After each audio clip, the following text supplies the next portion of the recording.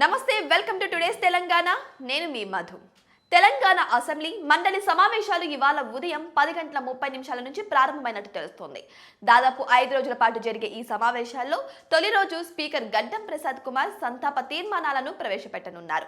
అసెంబ్లీలో ఇటీవల మృతి చెందిన జూబ్లీహిల్స్ ఎమ్మెల్యే మాగంటి గోపీనాథ్ పై మండలిలో మాజీ ఎమ్మెల్సీ మాగం రంగారెడ్డిపై సంతాప తీర్మానాన్ని ప్రవేశపెట్టి సభ్యులు నివాళులర్పించనున్నారు.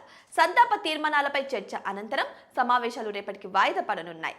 ఇక అసెంబ్లీతో పాటు మండలిలో వేర్వేరుగా నిర్వహించనున్న బీఏసీ సమావేశాల్లో ఎన్ని రోజుల పాటు సభలను నిర్వహించాలనే దానిపై నేడు క్లారిటీ రానుంది.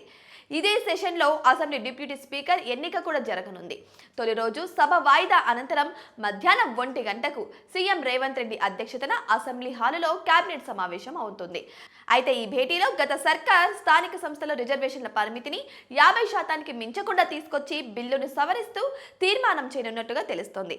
స్థానిక సంస్థల్లో బీసీలకు 42% రిజర్వేషన్లపై జీవో విడుదలకు మంత్రివర్గం ఆమోదముద్ర వేయనున్నట్టుగా తెలుస్తోంది. అదేవిధంగా రాష్ట్రంలో భారీ వర్షాలు, వరదలతో నష్టపోయిన రైతులకు నష్టపరిహారంపై చర్చించి కీలక నిర్ణయాలు తీసుకునే ఛాన్స్ ఉంది. రాష్ట్ర వ్యాప్తంగా ధ్వంసమైన రహదారులపై అధికారులు ఇచ్చిన నివేదికపై చర్చించి ఆర్థిక సాయం కోసం కేంద్రాన్ని కోరుతూ మంత్రివర్గం తీర్మానం చేయనున్నట్టు సమాచారం. అసెంబ్లీ సమావేశాల్లో రెండో రోజు జస్టిస్ చంద్రఘోష్ ఇచ్చిన కాళేశ్వరం నివేదికను ప్రభుత్వం సభలో ప్రవేశపెట్టే అవకాశం ఉంది. ఈ నేపథ్యంలోనే అధికార విపక్ష సభ్యులు అస్త్రశస్త్రాలను సిద్ధం చేసుకుంటున్నారు. ముఖ్యంగా గులాబీ పార్టీ రేవంత్ సర్కార్ సభ సాక్షిగా చేసే ఆరోపణలను సమర్థవంతంగా తిప్పికొట్టేందుకు గులాబీ దళం ఓ రేంజ్లో ప్రిపేర్ అవుతోంది. ఇప్పటికే మాజీ మంత్రి హరీష్ రావు ఎర్రవల్లి ఫామ్ హౌస్ లో బీఆర్ఎస్ అధినేత కేసీఆర్తో 2 సార్లు భేటీ అయినట్టు తెలుస్తోంది. అదేవిధంగా శుక్రవారం ఓ ఆసక్తికర పరిణామం చోటు చేసుకుంది.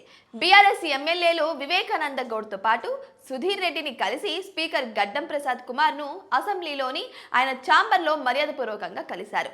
కాళేశ్వరం లిఫ్ట్ ఇరిగేషన్ పై అసెంబ్లీలో పవర్ పాయింట్ ప్రెజెంటేషన్ అనుమతిని ఇవ్వాలని కూడా విజ్ఞప్తి చేశారట. స్పందించిన స్పీకర్ వారి రిక్వెస్ట్ ను పరిశీలిస్తామని హామీ ఇచ్చారు. అయితే కాళేశ్వరంపై అసెంబ్లీలో పవర్ పాయింట్ ప్రెజెంటేషన్ కు అధికార పక్షం అనుమతిస్తుందా, సభలోనే కౌంటర్ అటాక్ చేస్తుందా అనేది ఇప్పుడు సెన్సేషనల్ గా మారింది. ఇక కాళేశ్వరం లిఫ్ట్ ఇరిగేషన్ వైఫల్యంలో అన్నిటికీ బాధ్యుడు కేసీఆర్ అని జస్టిస్ చంద్రఘోష్ కమిషన్ తేల్చింది. అసెంబ్లీలో నివేదికను ప్రవేశపెట్టేందుకు రేవంత్ సర్కార్ ప్రయత్నించగా దానిని అడ్డుకునేందుకు శతవిధాల బీఆర్ఎస్ ప్రయత్నించింది. చివరికి కాళేశ్వరం రిపోర్టు కొట్టివేయాలంటూ హైకోర్టు మెట్లెక్కింది. అనూహ్యంగా ధర్మాసనం ఆ నివేదికను కొట్టివేయలేమని స్టే ఇచ్చేందుకు నిరాకరించింది. అయితే ప్రస్తుతం సభలో కాళేశ్వరం నివేదికపై చర్చ పెడుతున్న నేపథ్యంలో బీఆర్ఎస్ అధినేత కేసీఆర్ సభకు హాజరై కౌంటర్ అటాక్ చేస్తారా, లేక ఎప్పట్లాగే ఫామ్ హౌస్ కి పరిమితమవుతారా అనే విషయంలో సాధారణ ప్రజలతో పాటు పార్టీ శ్రేణుల్లో కూడా తీవ్ర ఉత్కంఠత నెలకొంది.